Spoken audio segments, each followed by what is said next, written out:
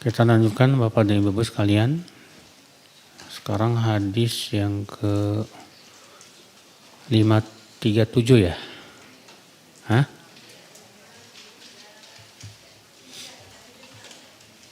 Apa 536? 537 ya. Wa Ammar bin Yasir radhiyallahu anhu qala Sami'tu Rasulullah sallallahu alaihi wasallam yaqul Inna rajula la yansarifu wa ma kutiba lahu illa usyru salatihi tus'uha thumnuha subu'uha sudsuha khumsuha rubu'uha thulthuha nisfuha Rawahu Abu Daud wan Nasa'i wa Ibnu Hibban fi sahihihi.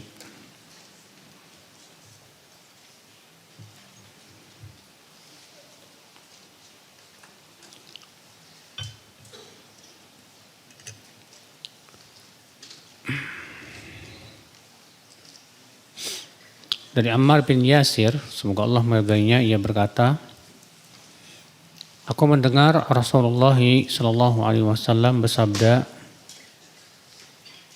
sesungguhnya seseorang selesai dari sholatnya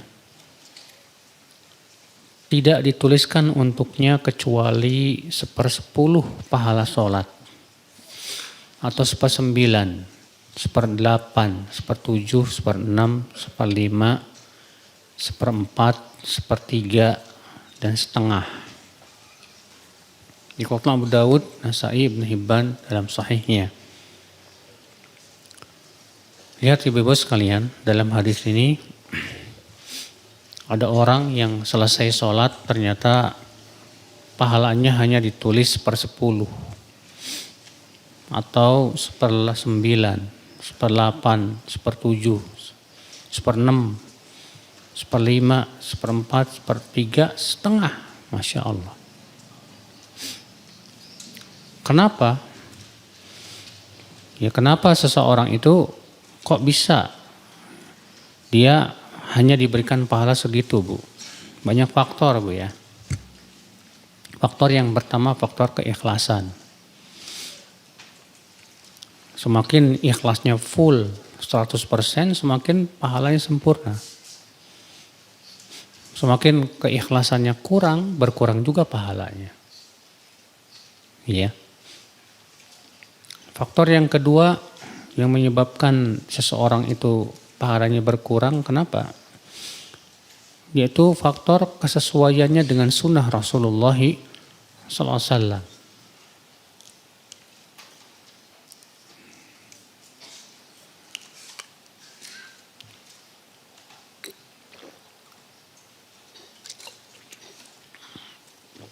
Semakin amalan seorang hamba itu sesuai dengan sunnah Rasul, semakin besar pahalanya.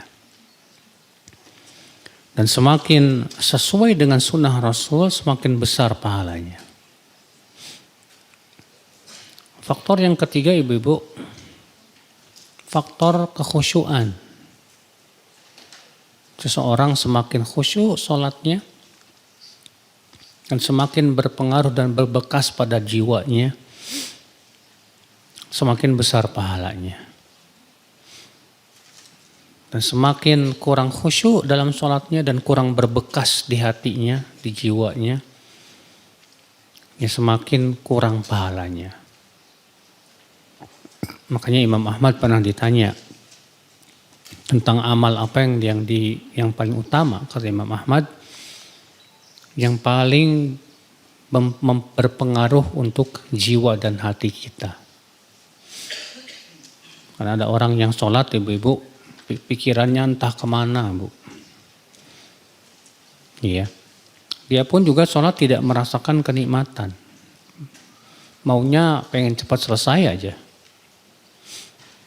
Sehingga akhirnya apa? Diberikan pahalanya sedikit. Ada lagi orang yang sholat penuh kekhusyuan, sehingga terkadang bahkan ia menangis dalam sholat. di mana sholat itu berpengaruh sekali kepada jiwanya, kepada hatinya. Maka ini pahalanya lebih besar lagi. Iya.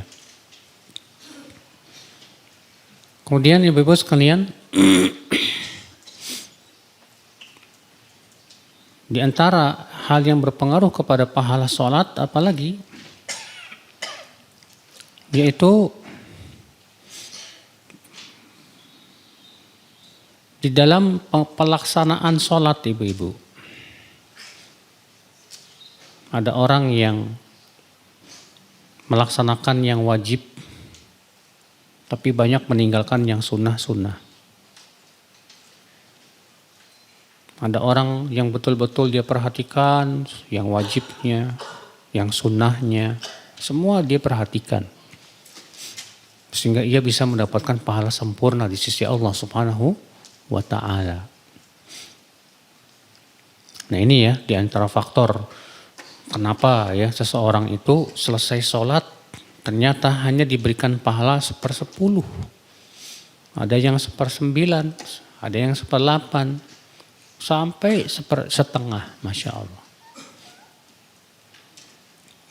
Dan hadis ini menunjukkan ibu-ibu ya, seseorang melakukan suatu ibadah terkadang tidak dapat pahala yang sempurna. Ya, karena tadi. Dan ada orang yang diberikan oleh Allah pahala lebih dari itu. Sebutkan dalam hadis bahwa sholat seseorang itu bisa menggugurkan dosa-dosanya. Sehingga para ulama berbeda pendapat ya, apakah sholat itu bisa menggugurkan dosa besar atau hanya menggugurkan dosa apa? Kecil. Sebagian ulama mengatakan bahwa sholat itu bertingkat-tingkat. Semakin sempurna sholat, semakin berpengaruh dalam jiwa raga seorang hamba, maka semakin menggugurkan dosa besar. Bukan hanya dosa apa? Kecil. Hadis berikutnya 538. Wa an Abil Yasar radhiyallahu anhu anna Nabiy sallallahu alaihi wasallam qala ma minkum man yusalli salata kamilah wa minkum man yusalli nisf wa thuluth wal rubu' wal khamas wal khumus hatta balagha al ushr. Rawahu Nasa'i bi isnadin hasan. Di antara kalian, kata Rasulullah, ada yang sholatnya sempurna pahalanya. Sempurna sholatnya. Di antara kalian ada yang sholat cuma dapat setengah. Ada yang 1/3, ada yang 1/4, ada yang 1/5, sampai 1/10. Maka dari itu kewajiban kita berpikir gimana caranya supaya pahala kita dapat sempurna. Ya. Hadis selanjutnya wa an Abi Hurairah radhiyallahu anhu qala Rasulullah sallallahu alaihi wasallam as-salatu thalathatu aslath at-tuhuru thuluth war-ruku'u thuluth was-sujudu thuluth faman addaha bihaqqiha qubilat min wa qubila minhu sa'iru amalihi wa man ruddat alaihi salatu rudda alaihi sa'iru amalih. Rahul Bazzar wa qala la na'lamu marfu'an illa min hadits al-Mughirah bin Muslim wa qala al-Hafidh wa isnadu hasan. Dari Abu Hurairah semoga Allah meridhoinya, ia berkata Rasulullah sallallahu alaihi wasallam bersabda, salat itu terbagi menjadi sepertiga. Sepertiganya adalah bersuci. Sepertiganya lagi ruku dan sepertiga lagi sujud. Siapa yang melaksanakan semua ini, ya melaksanakan haknya, akan diterima sholatnya. Dan diterima darinya semua amalnya. Dan siapa yang tidak melaksanakan haknya, ya, dia akan ditolak sholatnya Dan siapa yang sholatnya ditolak, maka ditolaklah semua amalnya. Di sini ibu-ibu menunjukkan ya, bahwa rukun terbesar sholat itu ada 3. Walaupun ada rukun-rukun yang lain, tapi yang paling besar ini Bu. Yang pertama yaitu bersuci. Bersuci dari apa? Dari hadas dan dari najis. Bersuci dari hadas dan dari najis. Dengan cara apa? Berwudu. Tapi kalau hadasnya hadas besar, maka dengan apa? Dengan mandi. Sekarang kalau wudunya nggak becus gimana? Ya, misalnya dia nyuci kakinya seenaknya aja udah, tumitnya itu nggak kecuci. Kira-kira diterima nggak sholatnya Bu? Enggak. Ya, Rasulullah SAW pernah melihat ada orang sedang sholat, ternyata di kakinya itu ada sebesar dirham tidak terkena air. Maka Rasulullah menyuruh ia mengulangi wudhu dan sholatnya. Makanya hati-hati loh ya, dalam masalah wudhu itu jangan seenaknya kita mencuci anggota. Ya, perhatikan betul. Tapi juga jangan sampai kepada jangan sampai was-was. Ada sebagian orang was-was tuh Bu.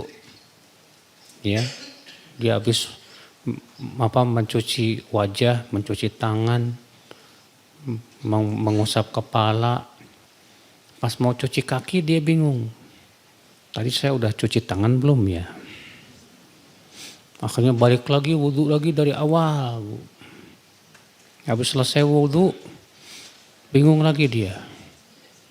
Tadi kayaknya kepala saya belum deh. Wudhu lagi dari awal. Ada yang kayak gitu tuh Bu. Sampai ada seorang pemuda telepon saya, Ustadz tolonglah saya Ustadz. Kenapa nanti? Saya ini kalau wudhu sampai setengah jam Ustadz. Ya Allah. Sampai setengah jam. Itu berapa liter air coba habis. Kenapa bisa begitu? Ya itu Ustadz, saya terkadang seperti yang saya ceritakan tadi Pak.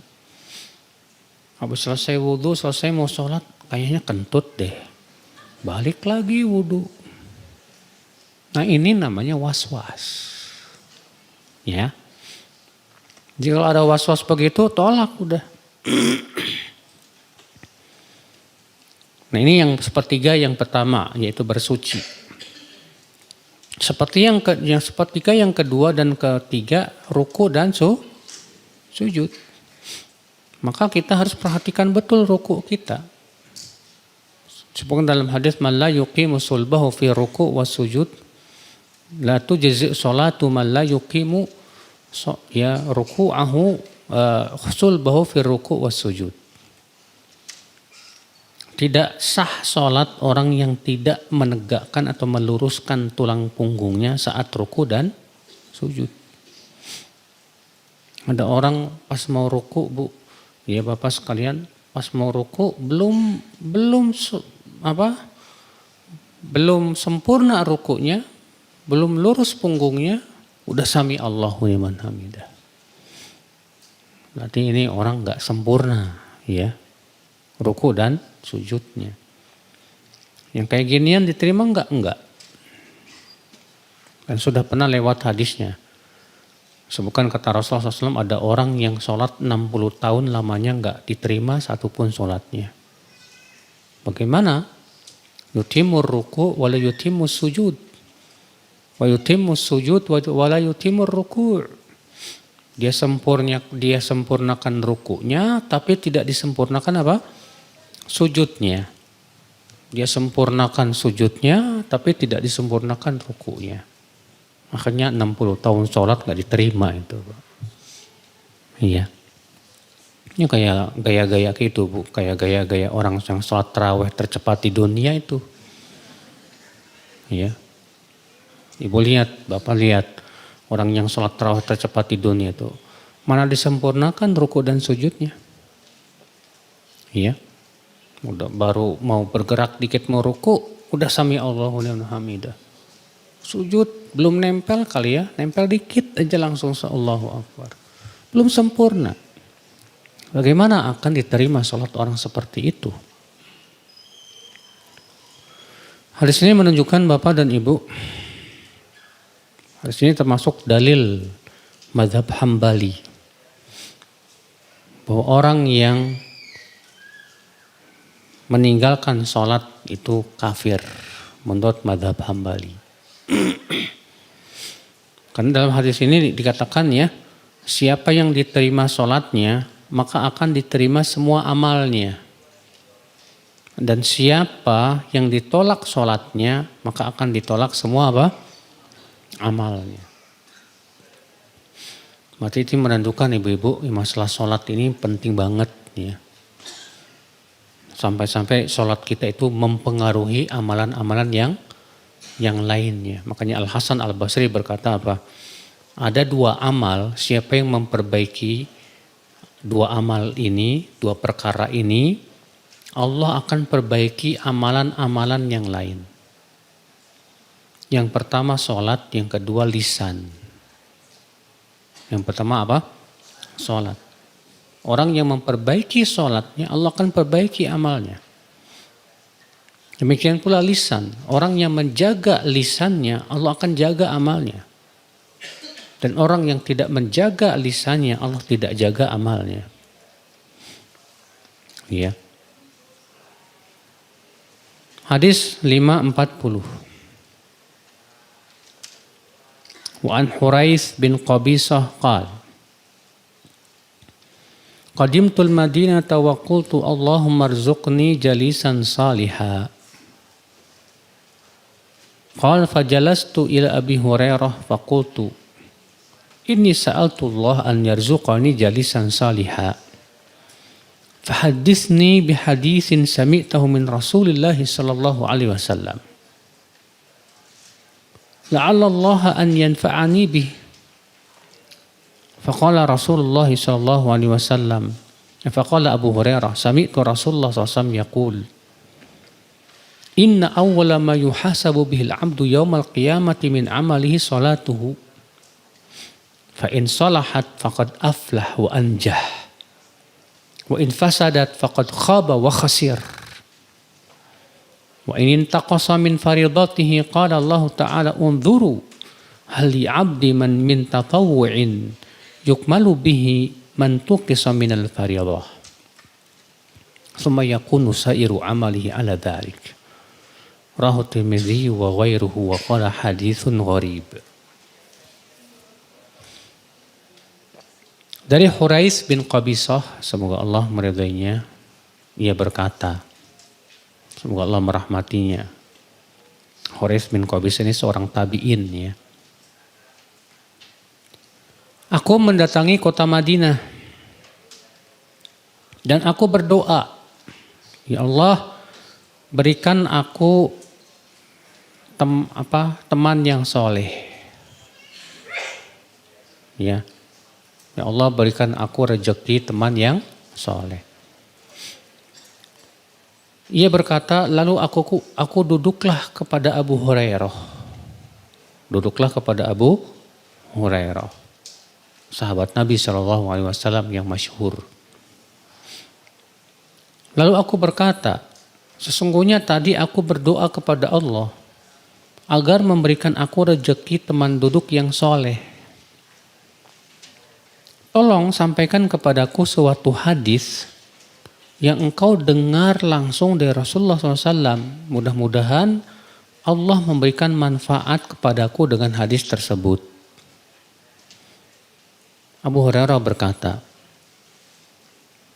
aku mendengar Rasulullah SAW bersabda, sesungguhnya yang pertama kali dihisab oleh Allah pada hari kiamat dari seorang hamba, dari amalnya adalah sholatnya. Bila sholatnya bagus, sungguh ia telah beruntung dan sukses.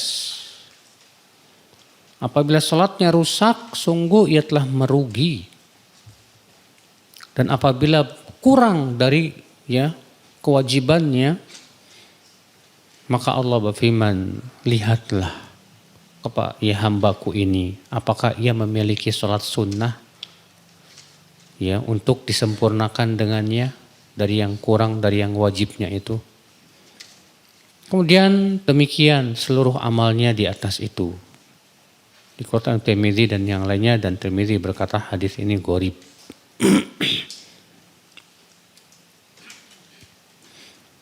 Hadis ini Ibu kita ambil faidah,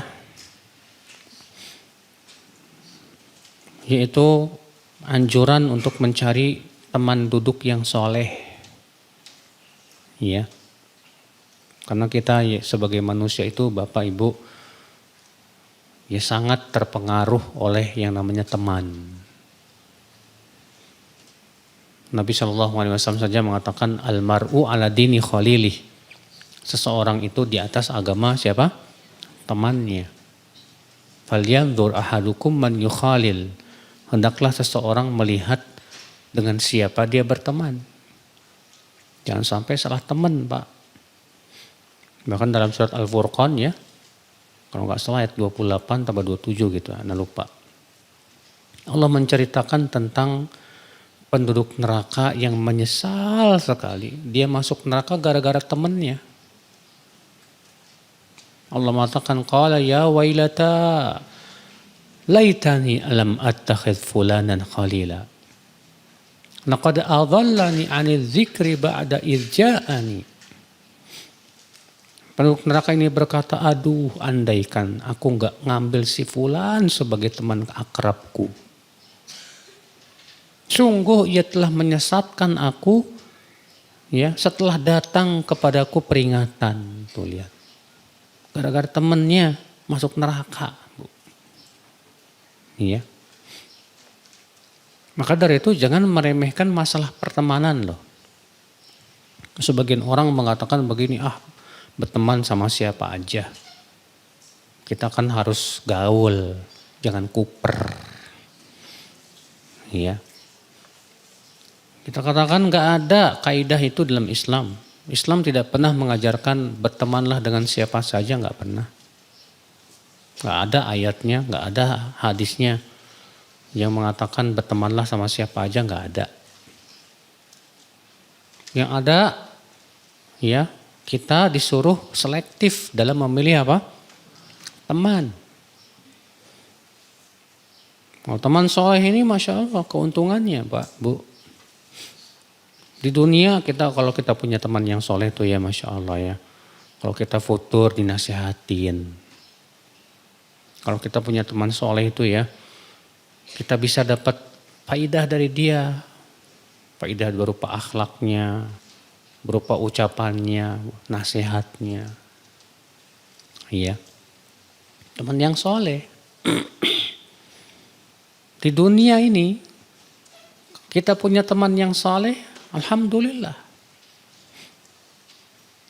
Di akhirat teman yang soleh itu ternyata ibu-ibu teman yang soleh itu diizinkan oleh Allah untuk memberikan syafaat buat teman-temannya.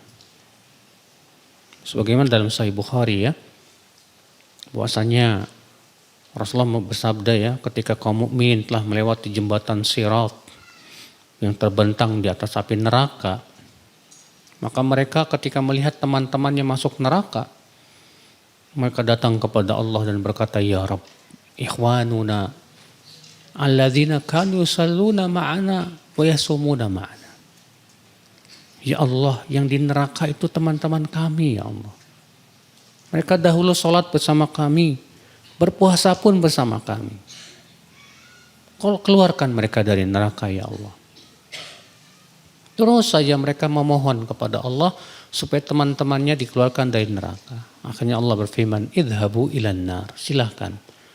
Pergilah ke neraka dan keluarkan dari neraka orang-orang yang kalian kenal yang mengucapkan la ilaha illallah. Akhirnya kaum mukminin pun mengeluarkan temannya dari neraka. Iya. Makanya kata Al-Hasan Al-Basri apa? Aksiru minar rufaqa al-julasa as-salihin. Perbanyaklah oleh kalian teman-teman yang soleh. Iya.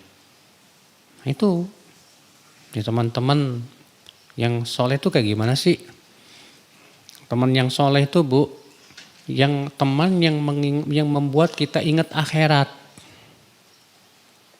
Adapun ibu punya teman walaupun bercadar, tapi kalau duduk sama dia ngomongin orang aja.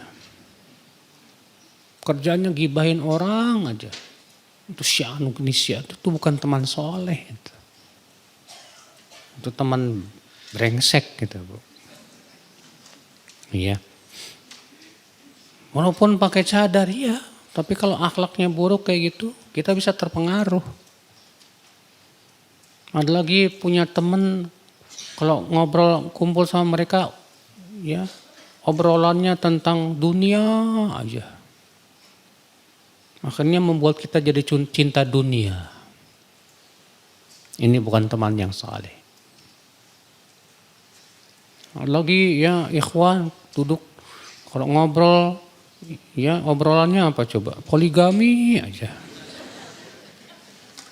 Iya. Disuruh kawin lagi malah nggak mau. Ngapain ngobrolin kayak gituan? Kalau ngobrolin ayat, ngobrolin hadis nggak mau. Itu bukan teman yang soleh, Bu. Teman yang soleh itu kalau duduk sama dia membuat kita ingat Allah. Teman soleh itu kalau kita duduk sama dia membuat kita ingat akhirat. Yang kayak ginian jarang nggak? Banget. Iya. Maka dari itu kalau ibu-ibu mendapatkan teman kayak gini nih, pegang kuat-kuat Bu. Dan ibu merasa cocok sama dia, pegang kuat-kuat. Cuma masalahnya terkadang kita pengen cari teman soleh, kitanya sendiri yang kurang soleh gitu loh. Dapat teman soleh, terus kita dinasehatin sama teman. Kitanya nggak mau dikasih nasihat. Ya, lah ente ini sok suci. Ya, gimana kita akan bisa berteman dengan teman yang soleh, sementara kita sendiri masih jauh dari kesolehan. Iya. Kecuali kalau memang kita siap. Saya pengen cari teman soleh. Berarti saya harus siap untuk diluruskan kesalahan saya. Iya. Nah ini ibu-ibu. Dan ingat juga ya bahwa teman kita yang soleh pun juga dia manusia, bukan malaikat. Artinya apa? Yang namanya manusia pasti punya aib dan celah tidak? Pasti. Yang namanya teman soleh pasti ada kekurangannya. Ada. Ya. Maka dari itu kita kalau berteman tuh Bu, modal pertemanan itu apa? Yang pertama ikhlas. Bukan karena duit, bukan karena kedudukan, bukan karena kekayaan, bukan karena ikatan-ikatan tertentu. Maksudnya zaman sekarang kan berteman karena ada ikatan dunianya Pak. Yang satu karena berteman, karena apa? Karena sesama apa? Rider, biker. Iya, kayak ginian bukan karena Allah, bukan ikhlas itu. Yang satu lagi bertemannya karena apa? Satu hobi mancing lah, ya, hobi goes lah. Yang kayak ginian pertemanan karena Allah bukan? Bukan. Makanya kan dalam hadis tadi, ketika kaum mukminin berkata kepada Allah, ya Allah itu teman-teman kami yang dahulu sholat bersama kami, berpuasa bersama kami. Tidak disebut di situ ya Allah, itu teman-teman kami yang dulu goes sama kami, mancing sama kami. Enggak. Tapi kata mereka apa? Mereka dahulu sholat bersama kami ya Allah, ruku berpuasa bersama kami. Artinya mereka bertemannya karena Allah. Bertemannya untuk menaati Allah, bukan semata-mata karena ikatan hobi, bukan. Iya. Di sini penting ya, pertemanan itu harus ikhlas, Bu. Mengharapkan wajah Allah. Pertemanan itu penting kita untuk karena Allah. Ya, bukan karena tadi, bukan karena dunia. Iya. Yang kedua, dalam berteman tuh kita penting loh punya sifat pemaaf. Karena yang namanya teman kan tahu sendiri ya. Terkadang teman karena merasa sudah akrab yang ngomongnya ya seenaknya aja gitu ke kita. Ya kitanya yang harus pandai-pandai memberikan maaf sama teman kita. Iya. Orang kalau ibu merasa canggung sama seseorang itu artinya ibu belum akrab. Tapi kalau kita sudah akrab, kita terkadang kan enak aja ya. Kayak nggak ada rem gitu. Karena merasa sudah apa? Sudah akrab. Terkadang karena saking merasa sudah akrab, nggak ada remnya, kadang kita bercanda tapi nyelekit gitu. Ya, makanya kita sebagai seorang teman biasa-biasa aja lah. Nggak usah dimasukin kemana? Ke hati. Ya, kalau antum sifatnya baperan, susah punya teman, Pak. Sebagian orang terkadang begitu. Ya, nggak boleh temannya salah dikit ditinggalin. Ya, subhanallah. Baik, hadis ini kita ambil faedah selanjutnya Bapak Ibu. Yaitu kalau kita diberikan oleh Allah sebuah majelis yang diasuh oleh para ulama, itu sungguh nikmat dan rezeki yang luar biasa. Orang ini datang ke kota Madinah lalu berdoa, ya Allah berikan aku rezeki teman duduk yang soleh. Ternyata Allah kabulkan. Dia duduk di majelisnya Abu Hurairah. Dan Abu Hurairah seorang sahabat Bu, yang ilmunya luar biasa. Kalau kita Masya Allah Alhamdulillah bisa berteman sama seorang alim, Masya Allah. Ilmunya luar biasa. Itu wallahi rezeki yang luar biasa. Maka kita berusaha ya mengambil manfaat darinya. Banyak loh Bu, orang yang merasa yang dekat dengan seorang ustadz atau seorang alim, tapi dia nggak ngambil manfaat ilmu dari dia. Sangat sayang sekali.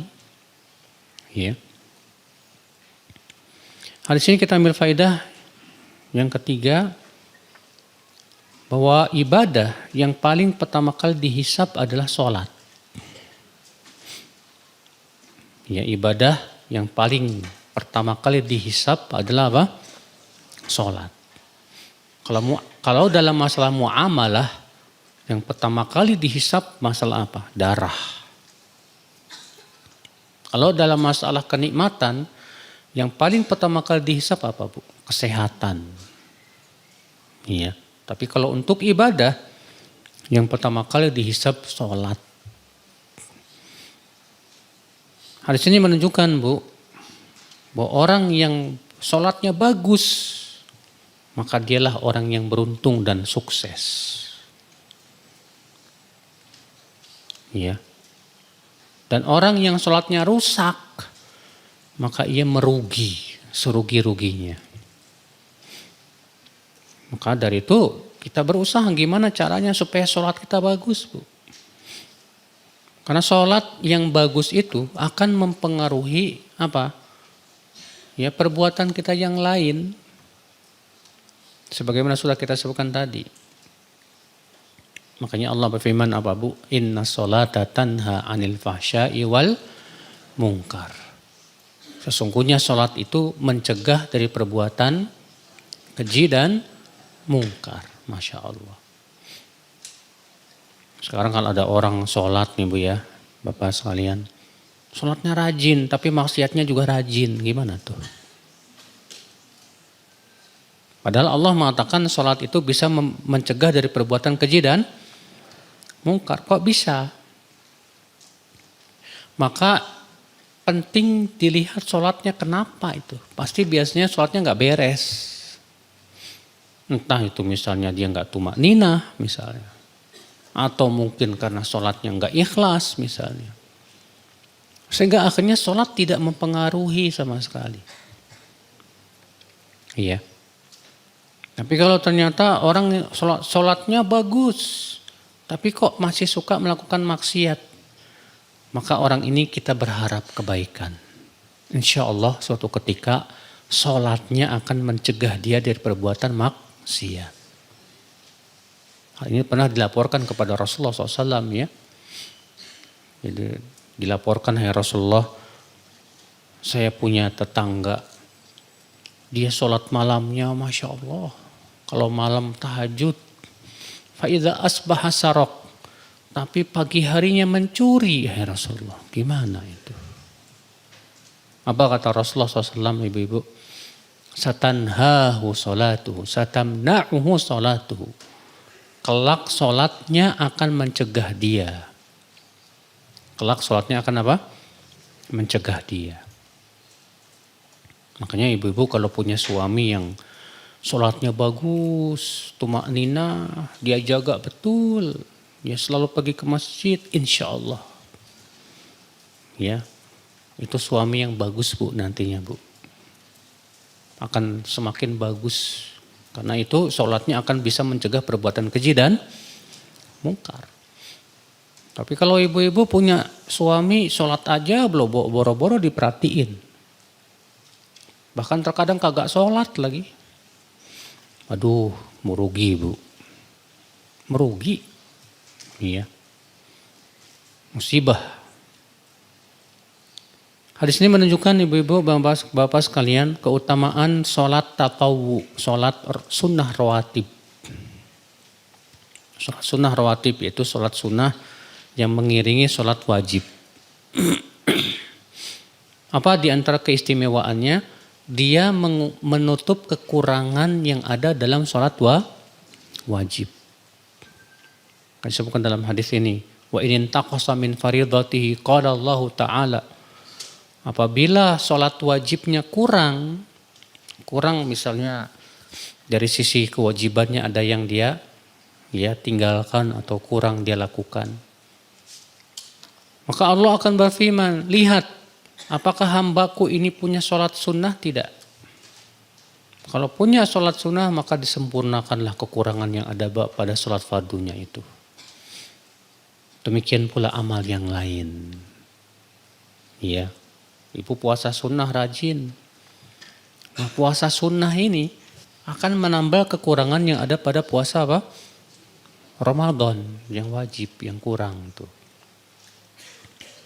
Iya. Tapi kalau kita nggak punya puasa sunnah, ya nggak ada buat nambal. Istilahnya kalau pecah ya udah, nggak bisa diganti gitu, nggak bisa ditambal apa. Hadis berikutnya, wa Nabi Hurairah radhiyallahu anhu qala, shalla Rasulullah sallallahu alaihi wasallam yauman thumma sarafa faqala ya fulan ala tuhsin salatak ala yanzurul musalli idza shalla kaifa yusalli fa innama yusalli li nafsihi inni la ubsiru min wara'i kama ubsiru min baini yadayhi. Rahu Muslim wa Nasa'i wa Ibnu Khuzaimah fi sahihi wa lafdhuhu qala shalla bina Rasulullah sallallahu alaihi wasallam adh-dhuhra falamma sallama nada rajulan kana fi akhiris sufuf faqala ya fulan ala tattaqillah ala tanzur kaifa tusalli inna ahadakum idza qama yusalli innama yaqumu yunaji rabbah falyanzur kaifa yunaji innakum tarawna anni la arakum inni wallah la ara min khalfi dhahri kama ara min baini yadayhi. Dari Abu Hurairah semoga Allah meridhoinya, ia berkata Rasulullah SAW suatu hari sholat. Setelah sholat beliau bersabda kepada seseorang, hai fulan, kenapa kamu tidak membaguskan sholat kamu itu? Tidakkah seseorang yang sedang sholat melihat bagaimana ia sholat? Karena sesungguhnya ia sholat untuk keuntungan dirinya. Sesungguhnya aku bisa melihat dari arah belakang sebagaimana aku bisa melihat dari arah depan. Dikeluarkan Muslim dan Nasai dan Ibnu Khuzaimah. Dan Ibnu Khuzaimah lafadznya begini. Ya.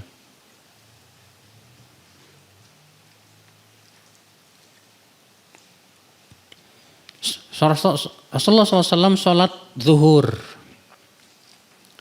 Setelah salam, beliau memanggil seseorang di akhir saf. Lalu beliau bersabda, "Hai fulan, tidakkah kamu bertakwa kepada Allah?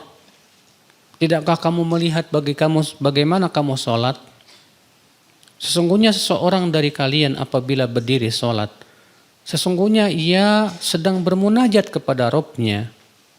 Maka hendaklah ia melihat bagaimana ia bermunajat. Sesungguhnya kalian menganggap aku tidak bisa melihat kalian. Sesungguhnya demi Allah, aku bisa melihat kalian dari belakang punggungku. Sebagaimana aku melihat dari depanku." Ya. Nah di sini Ibu dan Bapak sekalian kita ambil faidah ya. Hadis ini diberikan oleh Allah, ini merupakan mukjizat Rasulullah. Mukjizat siapa? Rasulullah. Di mana Rasulullah SAW bisa melihat dari belakang sebagaimana bisa melihat dari apa? Depan. Ini khusus untuk Rasul, Pak. Iya. Makanya Rasulullah SAW kalau melihat ke depan, beliau juga bisa melihat ke belakang. Itu kehebatannya Rasulullah SAW, hanya ya dengan kekuasaan Allah tentunya. Hadis ini kita ambil faedah yang kedua, ibu-ibu dan bapak sekalian. Itu seorang imam disyariatkan untuk membimbing makmum yang gak becus sholatnya. Jadi kalau imam melihat ada orang yang sholatnya gak becus, ya, maka hendaklah diingatkan. Karena Rasulullah SAW ya, setelah selesai sholat, manggil seseorang di belakang. Datang dia, kemudian Rasulullah menasihati. Tidakkah kamu bertakwa kepada Allah? Tidakkah kamu melihat bagaimana kamu sholat? Orang yang sholat itu sedang bermunajat dengan Allah. Iya. Nah begitu Bu. Jadi seorang imam tuh kalau melihat ada kesalahan makmum, segera apa? Diingetin. Dalam hadis yang lain pernah ya, Rasulullah sedang sholat, kemudian beliau ruku. Pas lagi ruku, terdengar suara orang lari, gedubuk. Setelah selesai sholat, Rasulullah bersabda, siapa tadi yang melakukan perbuatan itu? Makanya ada seorang sahabat yang bernama Abu Bakrah mengaku, aku ya Rasulullah. Kata Rasulullah, zadakallahu hirsan fala ta'ud. Semoga Allah menambah kepada kamu semangat. Jangan lagi kamu ulangi perbuatanmu tadi. Iya. Kenapa? Karena Rasulullah menyuruh kita mendatangi sholat dalam keadaan apa? Tenang. Ya, imshi bisakinah wa waqar, kata Rasulullah. Berjalanlah dengan apa? Tenang. Apa yang kalian dapatkan? Ya, alhamdulillah. Kalau enggak dapat, berarti tinggal sempurnakan, kata Rasulullah SAW. Jadi kalau kita masuk masjid dalam keadaan imam ruku, enggak usah tergesa-gesa, Bu. Tenang aja. Nah itu ya, jadi imam penting mengingatkan. Ya. Di sini juga menunjukkan Bapak dan Ibu, penting sekali kita untuk memperhatikan sholat kita, Bu. Sangat penting. Jangan meremehkan ini. Makanya di sinilah penting kita belajar sifat sholat. Kenapa? Karena Nabi menegur orang ini, ala tuhsin sholatak, tidakkah engkau memperbagus sholatmu? Tidakkah seseorang dari kalian itu kalau berdiri sedang sholat, dia sedang bermunajat kepada Rabb-nya. maka hendaklah ia melihat bagaimana ia bermunajat dengan Allah Subhanahu wa taala. Iya. Nah ini terkadang ada orang sholat ya tidak perhatikan bagusnya sholat, Bu. Yang penting saya sholat dah. Ya. Ini sebuah kesalahan fatal. Yang penting saya udah sholat. Salah. Itu bukan yang penting. Yang penting tuh bagaimana sholat kita bagus. Itu yang penting. Ya. Hadis 542. Wa an Abi Darda radhiyallahu anhu anin Nabi sallallahu alaihi wasallam qala awwalu syai'in yurfa'u min hadhil ummah al-khusyu' hatta la tara fiha khashi'a. Yang pertama kali diangkat dari umat ini adalah kekhusyuan. Sehingga kamu tidak melihat ada yang khusyuk dalam sholatnya. Dikeluarkan Tabrani dengan sanad yang hasan. Di sini ibu-ibu menunjukkan ya pentingnya khusyuk dalam apa? Sholat. Gimana caranya? Ya, agar kita bisa khusyuk dalam sholat ibu-ibu. Tentunya kita harus pahami dulu apa itu makna khusyuk. Ya, khusyuk secara bahasa dari kata khosya'a.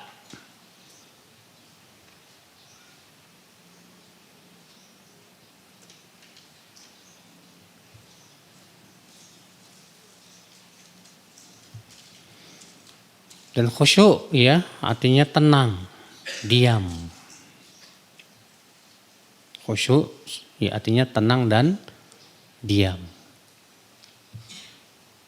Dan khusyuk itu ada dua macam ibu-ibu. Ada khusyuk hati dan khusyuk badan. Ada khusyuk apa? Hati. Yaitu fokus dalam sholat. Pikiran gak kemana-mana. Dan khusyuk hati hukumnya tidak wajib. Hukumnya tidak apa? Tidak wajib. Kok gak wajib? Iya. Karena Nabi SAW terkadang nggak khusyuk, pernah tidak khusyuk. Dalam hadis disebutkan Rasulullah SAW sedang sholat asar, ya. Beliau sholatnya diringkaskan sholatnya. Setelah sholat, setelah salam ya, yang biasanya Rasulullah zikir enggak, Rasulullah langsung segera melangkahi orang-orang menuju rumahnya. Kemudian Rasul bersabda, sesungguhnya tadi waktu sholat, aku kepikiran ada sebatang emas yang belum aku bagi-bagikan. Ya. Rupanya Rasulullah SAW kepikiran dalam sholatnya ada sebatang emas yang belum apa? Dibagikan. Masya Allah. Sampai gak khusyuk gara-gara itu. Pernah suatu kali juga Rasulullah SAW dikasih sama Abu Jaham sebuah pakaian. Pakaian itu ada hiasannya. Maka Rasulullah sholatlah pakai baju itu. Setelah selesai sholat apa yang terjadi? Rasulullah langsung membukanya. Terlihat nggak suka. Kemudian Rasulullah bersabda, kembalikan baju ini kepada Abu Jaham. Karena hiasannya alhatni fi sholati, membuat aku lalai tadi dalam sholatku. Iya. Gak khusyuk Rasulullah gara-gara ada hiasan di mana? Di bajunya. Kalau kita bukan cuma di baju, di sajadah. Ya, sajadahnya gambar-gambar gitu Pak. Pas sholat itu ngelihat pintunya mana itu. Ya. Nah. Ada lagi sebagian orang mengatakan, ya nggak apa-apalah sajadah bergambar, yang penting kan khusyuknya. Kita katakan, menurut kamu lebih khusyuk dari Rasul dong. Rasulullah aja nggak khusyuk gara-gara pakaiannya ada hiasannya, Pak. Apalagi sajadah yang itu tempat melihat sujud kita. Makanya ya, usahakan kalau cari sajadah itu yang polos aja deh. Jangan yang bergambar-gambar. Ya. Makanya ya, semua yang bisa menghilangkan kekhusyuan hati kita segera dihindarkan. Ya. Rasulullah SAW sabda apa? La sholata bihadratil ta'am wala huwa yudafi'ul akhbathan. Tidak ada sholat, artinya tidak sempurna sholat. Dalam keadaan makanan sudah tersaji. Demikian pula ketika pengen buang air. Kenapa Rasulullah mengatakan begitu? Karena kalau kita sholat makanan sudah tersaji, sudah gitu perut kita keroncongan. Biasanya ya nggak bakalan khusyuk. Kepikiran makan aja, aduh. Ini imam kok ramah banget sih, udah lapar nih. Makanya dalam kata para ulama termasuk udzur sholat berjamaah adalah perut kita lapar dan makanan sudah apa? Tersaji. Udah kata Rasulullah apa? Faqaddimul asya. Dahulukan dulu makan. Iya. Wala tata'ajjalu, dan jangan tergesa-gesa makannya, kata Rasulullah. Tenang aja. Jadi makan. Demikian pula kita gara-gara nahan air kencing nih, Pak. Gak bisa khusyuk itu. Iya. Memang terjadi ikhtilaf para ulama sholatnya sah apa enggak tuh. Jumhur mengatakan sah tapi tidak sempurna pahalanya. Kalau Ibnu Hazm mengatakan sholatnya enggak sah. Iya, namun pendapat yang paling kuat jumhur. Nah ini khusyuk hati, Pak. Khusyuk hati itu tidak wajib. Tapi orang yang hatinya khusyuk pahalanya sempurna. Besar pahalanya di sisi Allah. Yang kedua yaitu khusyuk badan. Apa khusyuk badan? Diam, tidak banyak gerak. Kalau dia banyak bergerak terus menerus tanpa ada keperluan, batal sholatnya. Karena itu hukumnya wajib ya. Adapun kalau dia bergerak karena ada keperluan, boleh tidak? Boleh. Tapi disyaratkan tidak banyak pergerakannya. Seperti Rasulullah SAW ya, pernah sholat dalam keadaan menghadap ke pintu. Karena kiblatnya ke arah pintu situ. Tiba-tiba Aisyah mengetuk pintu. Maka Rasulullah pun maju membuka pintu. Mundur lagi. Boleh, tapi kalau pintunya jauh nggak boleh, Pak. Kenapa? Karena akan berakibat kepada gerakan yang banyak. Iya.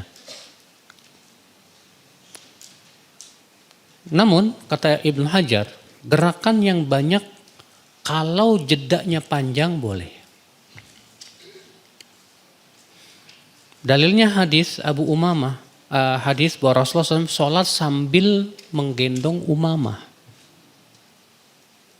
Sebutkan dalam hadis yang sahih ya. Riwayat Imam Bukhari dan Muslim seingat saya ya. Atau yang lainnya saya lupa. Yang jelas hadis itu sahih. Bahwa Rasulullah SAW sholat sambil menggendong apa? Umamah. Di sholat zuhur atau asar. Disimpannya Umamah itu di pundaknya. Ketika mau sujud diletakkan di tanah. Ketika berdiri diletakkan lagi di mana?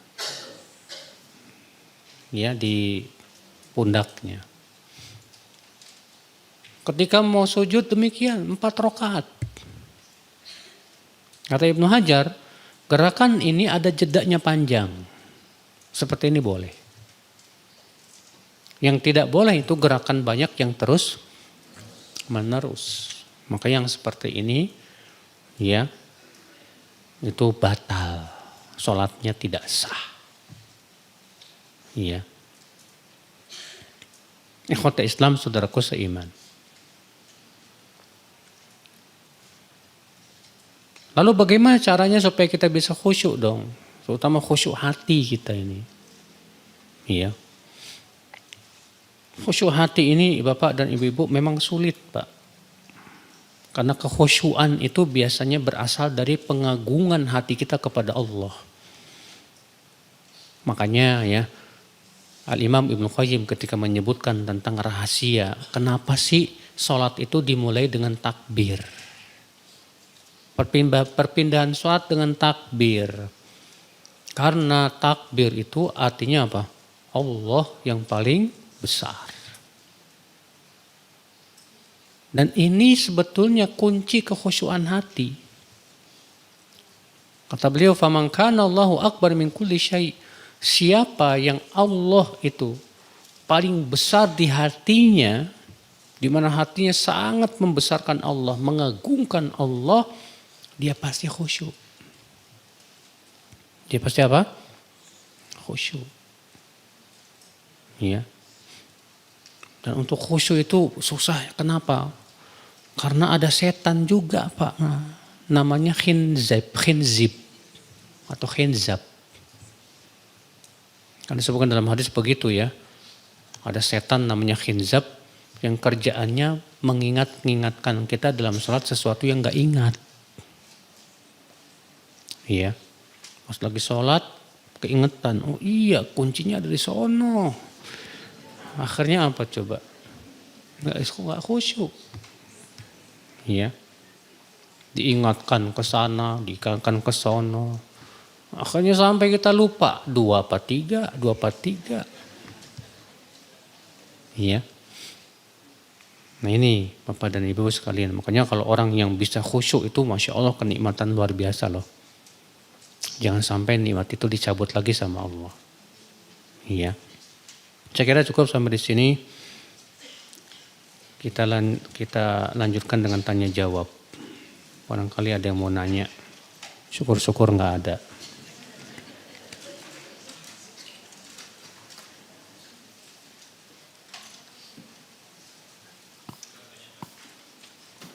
Silakan. Tes.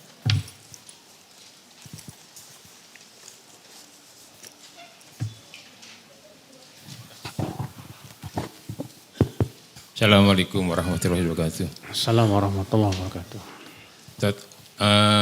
Dalam sholat itu ada takbir kan dua, ada takbirat ihram dan takbir intiqal ya, yaitu takbir perpindahan antara gerakan sholat itu. Nah, kalau takbir ihram, takbir itu wajib ya. Kalau hukumnya kalau takbir intiqal itu hukumnya seperti apa? Kadang-kadang kalau kita kelupaan gimana nanti caranya untuk memperbaiki. Dan kalau perpindahan dari Sami Allahu liman hamidah itu termasuk takbir istiqlal apa tidak? Makasih Ustaz. Assalamualaikum warahmatullahi wabarakatuh. Para ulama ijma sepakat bahwa takbiratul ihram itu hukumnya wajib. Setahu ana begitu. Yang menjadi perselisihan adalah takbir intiqal. Apakah wajib atau sunnah? Jumhur mengatakan sunnah muakkadah. Sementara sebagian ulama, ini seingat saya kalau tidak salah dari mazhab Hambali mengatakan hukumnya wajib. Kenapa demikian? Dalilnya hadis bahwa takbiratul intiqal itu disebutkan dalam hadis orang yang al-musi sholatahu yang enggak becus sholatnya. Iya, dimana dalam salah satu lafadznya Rasulullah mengajarkan dia untuk bertakbir setiap kali berpergerakan. Dan insya Allah ini pendapat yang paling kuat. Bahwa takbiratul intiqal itu wajib hukumnya. Ya, dan kalau kita lupa maka diganti dengan sujud sahwi. Adapun sami Allahu liman hamidah itu kekhususan ketika perpindahan dari ruku menuju i'tidal. Dan hukumnya sama dengan takbiratul intiqal. Bismillah, Ustaz Ahwan. Assalamualaikum warahmatullahi wabarakatuh. Assalamualaikum. Di hadis 540 Ustaz, yang nomor 3, tadi Ustaz katakan bahwa ibadah pertama kali dihisap adalah sholat Ustaz ya, Betul. Ustaz ya. Terus yang muamalah pertama kali dihisap adalah darah. Yang ketiga apa Ustaz ya? Kesehatan, kenikmatan. Kenikmatan, baik. Satu lagi Ustadz, kalau kami wanita dikuncir lagi wudhu, apakah kuncirnya harus dibuka Ustadz? Kalau perempuan kuncirannya apakah harus dibuka? Tidak. Tidak. Karena ketika mandi wajib aja, mandi junub, wanita tidak wajib untuk membuka Rambut. kuncirannya. Baik, Demikian pula adalah wudunya. Ya, jazakallahu khair Ustaz. Anak kami mendapatkan beasiswa ke Jepang untuk lanjut kuliahnya. Tapi beasiswa dari perusahaan rokok. Diambil enggak? Jangan.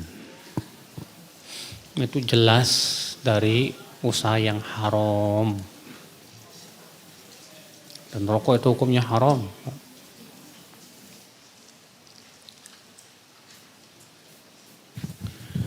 Ketika sholat sendiri bacaannya surat, ada yang lupa lalu ganti surat lain, apakah harus sujud sahwi? Tidak. Pendapat yang sahih, sujud sahwi itu khusus untuk meninggalkan perkara-perkara yang wajib aja, Pak. Adapun membaca surat itu hukumnya sunnah saja. Bagaimana usaha kita untuk menghilangkan was-was setan? Kalau menghilangkan susah, Mas. Yang ada adalah bagaimana cara kita menolaknya dan memanage hati kita supaya tidak terkena was-was setan. Sebab yang namanya setan tuh berusaha terus untuk memberikan was-was. Cara yang paling utama gimana dong untuk menolaknya? Caranya banyak zikir. Iya. Ibnu Abbas berkata, "Asyaitanu jathimun ala qalbi ibni Adam, fa idza ghafila waswas, wa idza dzakarallaha khanas." Setan itu akan terus memperhatikan hati anak Adam. Kalau ia lalai, dia akan berikan was-was. Kalau dia ingat kepada Allah, maka dia akan menyelinap. Iya, bersembunyi. Iya.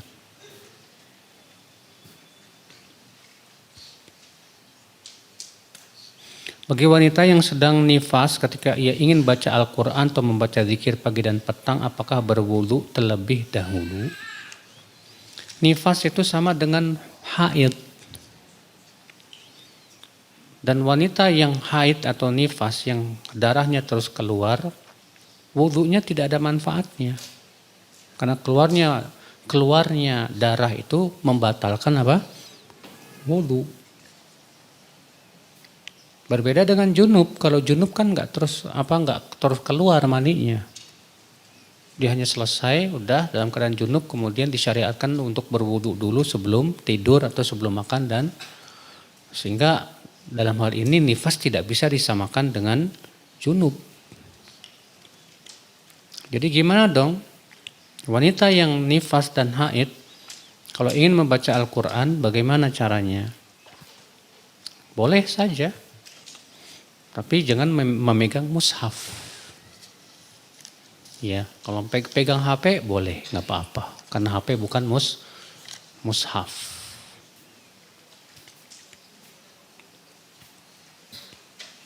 Lafaz doa sujud sahwi yang sahih gimana? Sama dengan sujud biasa. Sujud sahwi doanya sama dengan sujud biasa.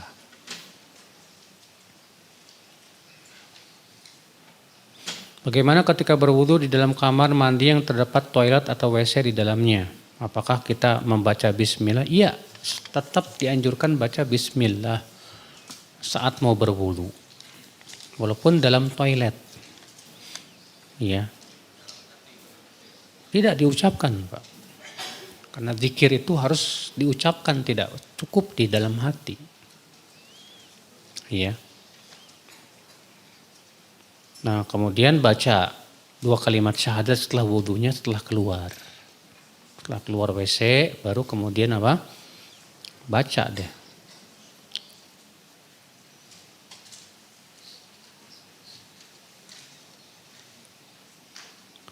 Bolehkah kita saat sholat membaca mushaf? Biar enggak salah bacaannya. Pertama Pak, Bu, memang ada satu riwayat Aisyah radhiyallahu anha pernah diimami oleh budaknya dalam sholat tarawih. Dan si budak ini sambil membaca di mushaf. Tapi ini hanya berlaku pada sholat sunnah. Adapun sholat wajib tidak boleh. Iya.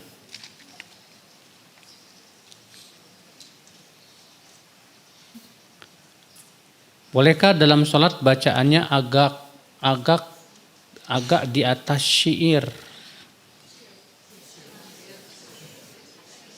Apa ini? Bolehkah dalam sholat bacanya agak di atas syair? SYIIR, syair. Maksudnya apa? Syair kali. Sir ya? Iya. Apa Bu yang meletus Bu? Balon? Ya. Baca sholat di atas sir. Untuk bacaan yang mana nih? Untuk sholat yang mana? Zuhur, asar. Untuk zuhur dan asar disirkan.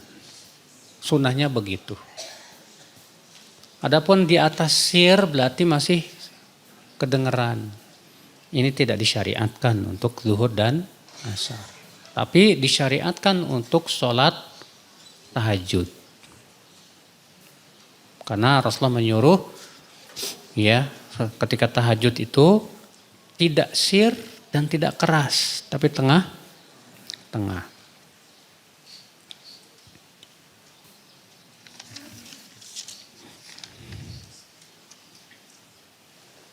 Jika kita sholat berjamaah karena doa istiftah kita lebih pendek dari imam, bolehkah kita mendahului bacaan Al-Fatihahnya imam? Enggak boleh.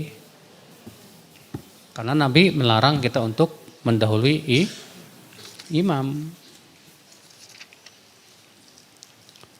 Kalau kita terlupa sholat, misalnya saat sholat zuhur kita lupa.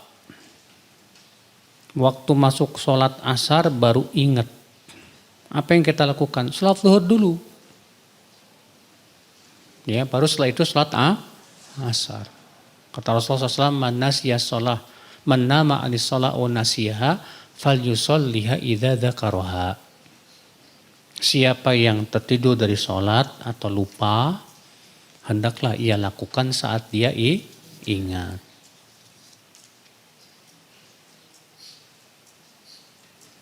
Kami memiliki pos keuangan untuk Polkam. Dan kami baru berhutang. Maksudnya gimana sih pos keuangan? Kami memiliki pos keuangan. Apa sih maksudnya Pak? Hah? Apa? Untuk Polkam. Untuk pulang kampung. Dan kami baru berhutang. Katanya punya pos keuangan. Kami baru berhutang nih, yang bikin saya bingung di sini nih. Mana yang harus didahulukan Ustadz? Bayar hutang, kurban, ya. Dan hutangnya kepada orang tua sendiri, wajib bayar. Hutang dulu, walaupun sama orang tua. Wajib. Ya.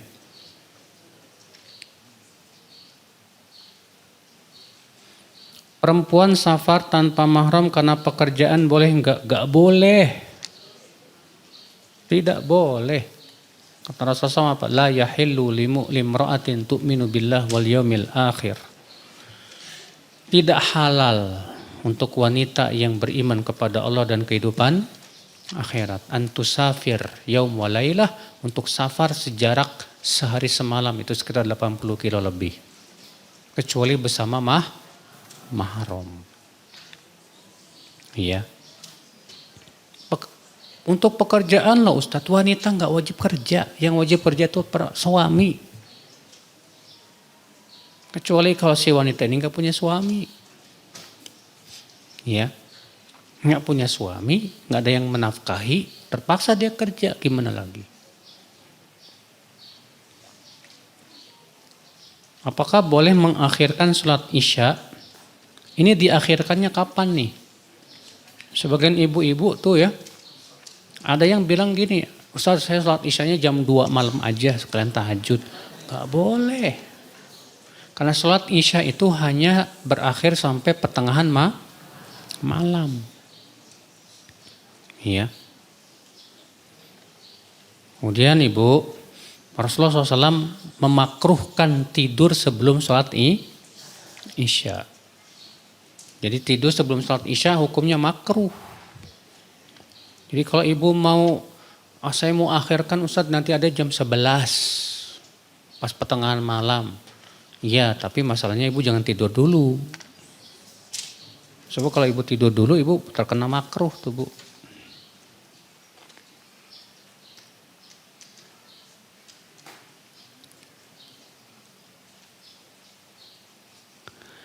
Jika kita biasanya melakukan rawatib, tapi dadakan ada keperluan, sehingga belum menyelesaikan ba'diyah zuhur dan terlupakan, karena kelelahan dan kelupaan digantikan waktu asar.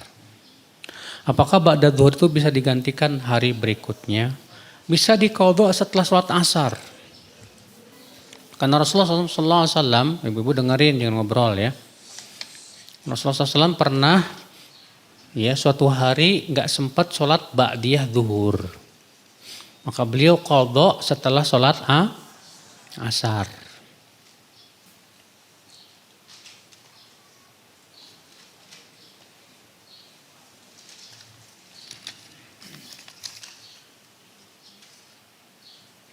Kapan saja dalam sholat membaca ta'awudz dan basmalah. Ta'awudz itu ya kebanyakan ulama berpendapat di awal rokaat. Ta'awudz dulu, baru kemudian Bismillahirrahmanirrahim baca Al-Fatihah. Namun terjadi ikhtilaf apakah ta'awudz itu disyariatkan setiap rokaat. Imam Syafi'i seingat saya, beliau mensyariatkan. Berpendapat bahwa ta'awudz itu disyariatkan setiap rokaat. Tapi ulama lain yang saya ingat berpendapat cukup di rokaat yang pertama.